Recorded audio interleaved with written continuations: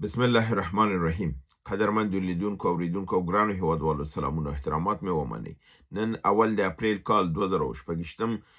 چې د چهارشنبې ورځ سره سمون خوري ستاسو خدمت کې حاضر یم. د نن ورځې په برنامه کې زیات ټول نړیوال موضوعات دي، د ایران او د امریکې او د سیمې او په دې کې د پاکستان منافقانه لوبې او همدارنګې سیمه ییزو ممالکو په دې مسایلو باندې خو دوه مسلو لپاره ستاسو قدرمن لیدونکو نه خاصه هیله لرم چې دلته حتما غوږ شئ چې ډېر جالب دي او مهم دي. یو دا دی چې د ایران د روحاني مشر مجتبی خامنه‌ای او د فرانسې د رئیس جمهور ټلیفوني خبرې دا تاسو سره شریکوم. بل د لبنان د سفیر استعفا او یو ډېر لوی راز چې افشا کړی دی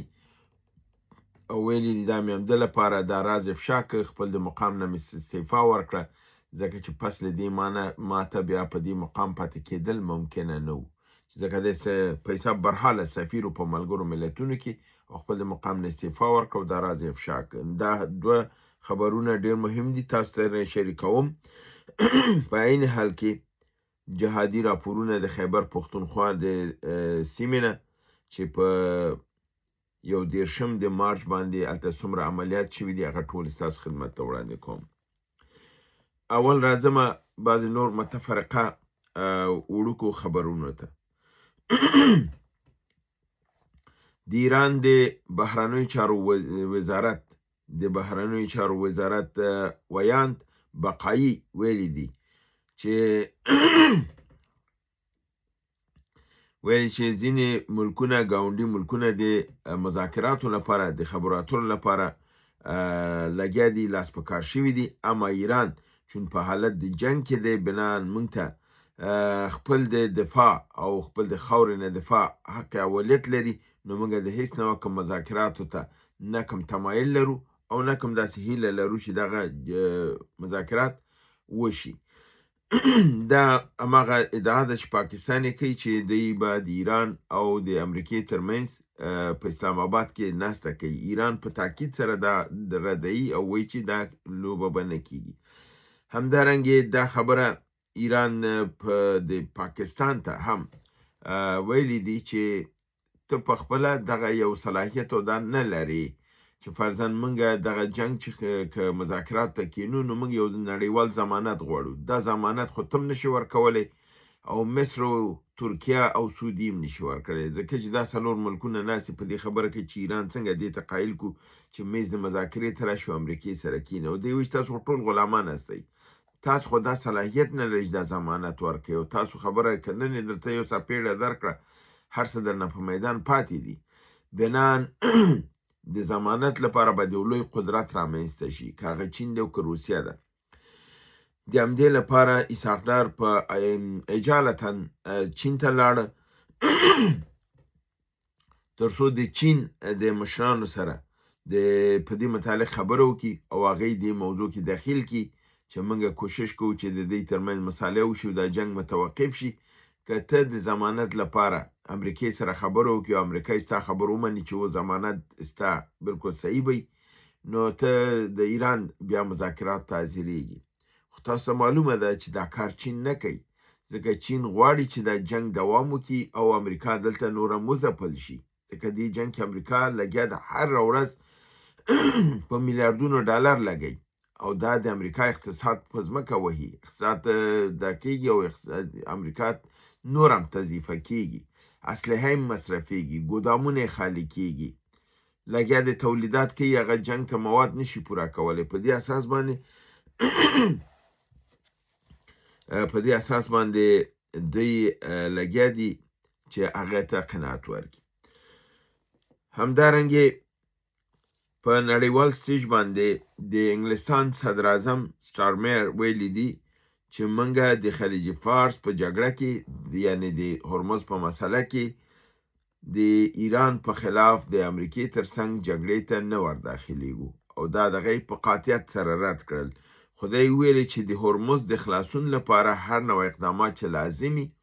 په ده کې کوشش کوو چې دا لاره خلاصه شي او نړۍ ته د ضرورت پټرول او دا ورسیږي. همدارنګه د اسپانیې د دفاع وزیر مارګریتا روبلز ویلي دي چې د ایران جنگ غیر عادلانه دی او دا د نړیوالو قوانینو خلاف دی او دا یو غیر قانوني جنگ دی او څومره چې زر دا ودرېږي دا به ډېر ښه وي. او په عین حال کې دا اعلان کړی دی چې دوی خو پخوا دا اعلان وکړ چې د اسپانیا کې چې د امریکې کومه اډه ده او قوا دي دا به د ایران په مقابل کې د دې ځای نه استعمالیږي. اوس دا اعلان کړی دی چې د اسپانیې فضا نه د امریکې تیارې چې د ایران د جنگ لپاره روانې دي د فضا نه نشي تېرېدلی. خپله فضا یې په امریکې باندې محدوده کړ. تاسو معلومه ده معمولا امریکایي جهازونه چې راتلل اسپانیا کې کوزېدل بیا د اسپانیې نه بل پرواز کوه بیا د سیمې ته راتلل نو دی پې باندې بند کړل. همدارنګه د ډنمارک صدراعظم چې دا هم یو میرمنه ده دی ویلي دي چې په موږ باندې ډېر زیات فشار دی چې موږ د امریکې سره د ایران په مقابل په جګړه کې مرسته وکړو. خو دی ویلي دي چې دا جګړه چې ده دا د خلاف د نړیوالو قوانینو ده او دا تجاوز په یو آزاد ملک باندې دی چې ایران نه هدف دی. بنان موږ دې جنگ ته نه ورځو او دا نه تاییدو. دا یو لوی بدلون دی د نړیوال سیاست کې. تاسو ګورئ غربي نړۍ خپل په منځ کې اوس دغه ده او د امریکا سره په دې کې نه غواړي چې ودرېږي. همدارنګه چون د ایران باندې د اتومي جګړې خطر دی او عین حال کې دا خطر هم موجوده ده چې ممکن امریکایان قوا راولي او ځمکنی برید وکړي نو د دې لپاره روسیې خپل آمادګي اظهار کړې ده چې په صورت د لزوم کې دوی به خپله قوا ایران ته داخلوي. همدارنګه ترکیې دا ویلي دي په صورت د دې کې چې د کردانو نه د ایران په مقابل کې استفاده وشي او دلته ځینې نور نیابتي ډلې جوړې شي په هغه صورت کې به اسرائیل به د ایران په دفاع باندې ترکیه به د ایران په دفاع باندې پر اسرائیل باندې به برید کوي او د دې جنگ ته به را داخلیږي او د اسرائیل باندې به دا برید کوي. یعنی دغه وکړه امریکا ته دا خبره کړې ده چې دې ته متوجه اوسئ که چېرته دلته دا هڅه وشي چې د دغې نه غلطه استفاده وشي د کردانو نه او د ایران په مقابل کې نوې ډلې جوړې شي نو دی بیا جګړې ته وردانګي. همدارنګه کوریا شمالي خپل آمادګي اظهار کړې ده چې نه تنها خپل اتومي راکټونه د ایران په خدمت کې ورهي بلکې دی حاضر دي چې په وخت کې امریکا په ځمکنۍ قوا برید وکړي دی به خپل قواوې ځمکنۍ لیږي تر څو د امریکا سره په ایران کې وجنګېږي. او همدارنګه حزب الله د ایفا په بحري بندر باندې چې د اسرائیل بحري بندر دی هلته د دوی کشتیګانو دغه دي په هغې باندې د میزایلونو حمله کړې ده او کاملا یې هغه مسمار کړی دی او هلته یې ډېر زیات تلفاتو ته اړولي دي. اسرائیل قواو نن په ایران کې په نظامی پوهنتون باندې چې په نامه د پوهنتون د امام حسین د سپاه پاسداران دی برید کړی دی او دا پوهنتون کاملا له منځه وړی او بهانه یې دا کړې ده چې دلته د ایران د میزایلونو یعنی د تخنیکي د لحاظه د اسلحو د دغې جوړېدلو فابریکې وي او دلته نظر په حساب د دې تیوریسنان دلته وو او دلته خلک تربیه کېدل د جنگ لپاره په مقابل د اسرائیل کې نو دی دا خپل هدف وګرځوه او دی ووهه. همدارنګه ځینې خبرونه د ډونالډ ټرمپ په متعلق باندې راځي چې هغې خپل نږدې همکارانو ته دا خبره کړې ده چې دی ډېر زیات تمایل لري چې جګړه بې له دې نه چې که هرمز خلاصیږي که نه خلاصیږي بس دی پروا نه لري دا غواړي جنگ ختم کړي ځکه چې هلته په دې باندې په داخل کې فشار دی چې دا جګړه زموږ جګړه نه ده دا باید ختمه کړلی شي. راځم هغه مهم خبر ته چې تاسو ته مې ویلي تاسو سره یې شریکوم. هغه مهم خبر دی د ایران د روحاني مشر مجتبی خامنه‌ای او د فرانسې د ولسمشر مکرون ترمنځ خبرې. مکرون زنګ وهلی دی او خامنه‌ای ته ویلي دي چې دغه جنگ باید بند کړلی شي او تاسو چې هر څه زموږ نه غواړئ موږ حاضر یو چې هغې ستاسو غوښتنې پوره کړو او که تاسو وغواړئ د دې دپاره موږ تاسو ته د هغه ټول بندیزونو د لرې کولو لپاره اقدام کوو او فعلا دا تاسو چې دا لاره بنده کړې ده تاسو ته نه امریکا ته نه بلکې ټولې نړۍ ته جزا ورکوئ دا د ټرمپ لپاره جزا نه ده ټولې نړۍ ته جزا ده او د دې بابت نه دنیا د قحطۍ او د اقتصادي مشکلاتو سره او د سقوط خواته روانه ده خامنه‌ای ورته په دې کې صحبتونه کې مداخله کړې ده یعنې خبرې ورته قطع کړې ده خبرې ورته کړې ده چې په تیر 45 کالو کې چې زمونږ خلک د ولږې نه مړه کېدل او د پیساب تعزیراتو کو په هغې وخت کې تاسو چیرته وئ ولې موږ په یاد نه چې اوس هم نړۍ په یاد ده او ځان هم په یاد دی مکرون ورته وایي چې دا پالیسي خو د امریکا پالیسي وه او موږ هغه رد کړې وه او تاسو ته مخکې نه هم چون دا دې میاشت کې دا دریم زنګ دی چې دی وهي نو دی وایي چې ما خو تاسو ته مخکې هم دا ویلي و چې موږ په هغې پالیسیګانو کې نه وو در حال چې دا فرانسه دروغ وایي کاملا دروغ وایي دا کاذب خلک دي فرانسه ډېره لویه شیطانه ده فرانسه د مسلمانانو د اسرائیل نه هم لویه دښمني لري تاسو وکتل چې دغه د ایران په مقابل کې د برجم مسله چې په امریکا او په ملګرو ملتونو کې د ده ته لمن چا واله فرانسې وهله جرمني او انګلستان وهله دا درې مملکته په دې کې بالکل شریک وو ایران یې دې صحنې ته چې راوسته همدی راوسته نن د پټرول لپاره راغلي خپو ته پرېوځي دی ویلي چې زه اوس پیشنهاد کومه چې دا پالیسي خو د امریکا و موږ پکې نه وو که تاسو وغواړئ د ستاسو یعنې د خامنه‌ای او د اروپا د ملکونو ترمنځ تاسو دپاره د ملاقات یو دغه برابروم تاسو کولی شئ د دې ټولو سره خبرې وکړئ خپلې غوښتنې د دوی مخکې کېږدئ او ستاسو ټولې غوښتنې به ومنل شي یعنې پټرول راخوشې کړه چې نور هر څه غواړي دا کېږي موږ اروپا د اتحادیې تا سره منو خامنه‌ای ورته ځواب کې ویلي دي چې موږ هیڅ شی نه غواړو صرف غواړو چې ټرمپ او نتانیاهو ته جزا ورکو او ځکه چې دوی زموږ ملت باندې حمله کړې زموږ کسان یې وژلي دي او دا زموږ غوښتنه ده مکرون بیرته ورته وایي چې جناب خیر که چېرته فرضاً دا نه کېږي که موږ ته د اجازه زموږ د کشتیګانو ته ورکړي چې د فرانسې کشتیګانې د دې ځینه تېرې شي موږ ته یو استثنایي اجازه که راکړئ خامنه‌ای ورته وایي چې اجازه به درته درکم خو که تاسې د امریکا او د اسرائیل سفیران خپل د مملکت نه ویباسئ تاسو دا کار وکئ د هغې سفیران وباسئ ارتباطات قطع کړئ زه درته هرمز تنګه کې تا ته پټرول درکوم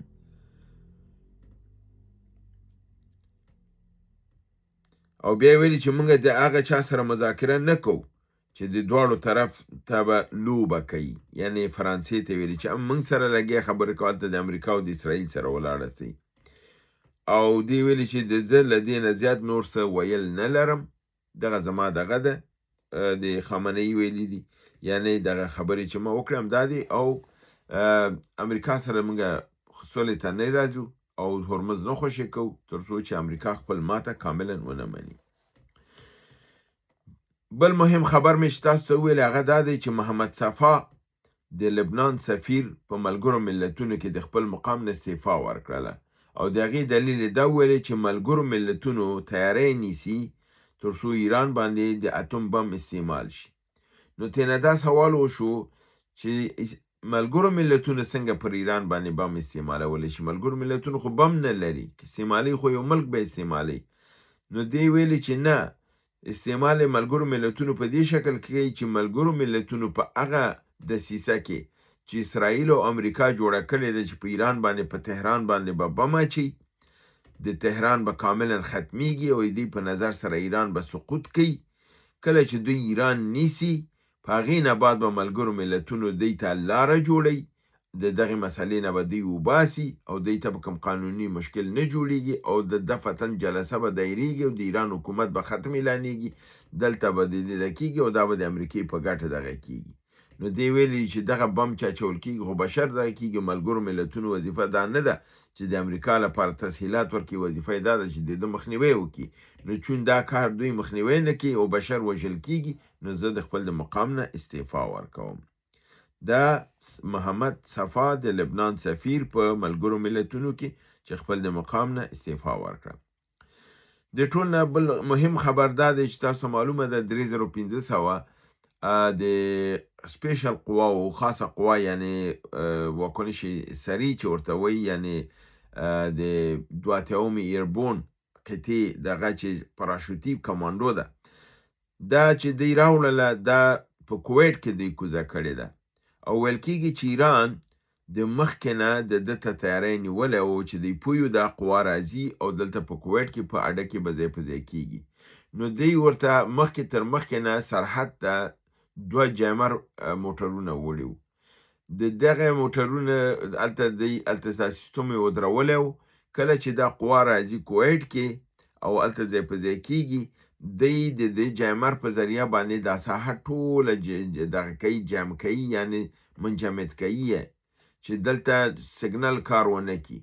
پس له هغې نه ایران خپل تیارې په پرواز راوړي، ځي دغه ځای بمباردوي او بیرته تیارې خپل ځي ته راځي او چون هغه ټول سیستم جمع شوي و، هغې کوم عمل او عکس العمل نشي ښودلی او دا هلته دغه خاصه قوه چې راوړې وه د ایران د نیولو لپاره، ویل کېږي چې د زیات تعداد ټول وژل شوي دي. دا خبر دا کړی دی او دې باندې نوم ایښی دی موج 88 د صادق 4، یعنی صادق 4 88 موج د عملیاتو هغه دا و چې دوی په دغې باندې انجام کړی دی، ترسره کړی دی. راځم اوس د جهادي خبرونو ته. د مورخه 21 د مارچ مجموعاً 11 حملې شوي دي چې په یو ورځ کې 11 حملې شوي دي. ولایت شمالي وزیرستان کې 15 حملې، کوهاټ کې 3 حملې، باجوړ کې 2 حملې، پېښور کې 1، کویټه کې 1، پشین کې 1، دیر اسماعیل خان کې 1، بنو کې 1، اورکزی کې 1 او خیبر کې 1. ولایت وزیرستان شمالي ولسوالي میرعلي، حیدرخیل، کجوري قلعه پر جی ال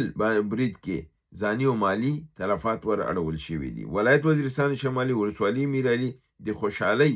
یو اوسیدونکی سمران ولد لال حکیم گرفتار شوی او د مشرانو د سیمې په ضمانت بیرته خوشي شوی دی، خو دا دی چې پوځ سره به بیرته مرسته نه کوي. ولایت وزیرستان شمالي ولسوالي میرعلي د خوشحالۍ په پینه‌ای فوجي پوستې کې گشتي ګروپ باندې کمین وهل شوی دی، مالی او ځاني تلفات ور اړول شوي دي. ولایت وزیرستان شمالي ولسوالي ګړیوم د هندي ژور فوجي پوستې باندې سنایپري برید کې یو کس وژل شوی دی. همدارنګه وزیرستان شمالي د ګړیوم ګردي روغې واقع فوجي پوست باندې سنایپري برید کې یو عسکر وژل شوی دی. همدارنګه ولایت کوهاټ 3 حملې په د ولاچی ولسوالۍ په شکردره روډ پولیس باندې چې 3 پوستې وي پکې، یعنی د عالم، شاهد، ردګي او باب شکردره حمله وکړله چې دا په دې پوستو باندې او فوجیانو ټولو فرار وکړ او مجاهدینو ټولې دا پوستې وسوځولې او له منځه یوړلې. ولایت باجوړ ولسوالۍ ناوګۍ د حلال خیل سپینه څوکۍ چک پوسټ باندې لیزري برید کې 2 فوجیان هلاک شوي دي. همدارنګه ولایت باجوړ ولسوالۍ ریاست ټانګې خطا خزانه مورچې چک پوسټ باندې برید کې یو فوجي هلاک شوی دی او نور مالی زیان هم ور اوښتی دی. ولایت پېښور ولسوالۍ اف آر پېښور کربلا پوسټ باندې د جی ال په برید کې مالی او ځاني تلفات ور اوښتي دي. ولایت کویټه ولسوالۍ کویټه په بلوچستان کې د ټي آی ای یعنی د مجاهدینو د اطلاعات ادارې پر خبر په اساس په مشرقي بایپاس کې د ایګل سکواډ کارکنان باندې برید شوی دی. 2 کانسټیبله په نامه د محمد انور او محمد ایوب هلاک شوي دي. ولایت پشین په بلوچستان کې ولسوالۍ قلعه عبدالله د منیري اډې بازار پولیس پوست باندې تعرضي برید کې مالی او ځاني تلفات ور اوښتي دي. ولایت دیر اسماعیل خان ولسوالۍ درابند د پولیس تانې باندې برید شوی دی. 2 زخمیان او زیات شمېر نور هم 2 وژل شوي دي او زیات شمېر نور ټپیان دي. ولایت بنو ولسوالۍ بکاخیل د سی پیک روډ پر چک پوسټ باندې د جی ال برید کې کسان وژل شوي او ټپیان شوي دي. ولایت ورکزی ولسوالۍ غلجو د کنډي چک پوسټ باندې سنایپري حمله کې یو اف سی اهلکار هلاک او 2 تنه نور ټپیان شوي دي. همدارنګه ولایت خیبر ولسوالۍ باړې د منډي پر مجاهدینو پر فوجي کاروان بارودي سرنګ دماکه کړې ده چې په هغې کې فوجي هلاک شوی دی 1 تن او 1 موټر تخریب شوی دی او نور مالی زیان هم ور اړول شوی دی. او همدارنګه د افغانستان ملي اردو د ډیورن پر کرښه د اغزن تار په ویجاړولو باندې بوخت دي. تر اوسه په سلهاو متره دا پاک کړي دي او وایي چې کار روان دی او دا به نور هم له منځه وړل کیږي. دا اوس د نن ورځې برنامه چې ستاسو حضور ته مې وړاندې کړه. هیله برنامه وګورئ، خوا کې دوستانو سره شریکه کړئ. تر بل برنامې ستاسو حضور ته حاضرېږم. تاسو په لوی پروردګار د عالمینو سپارم. وما علینا الا البلاغ.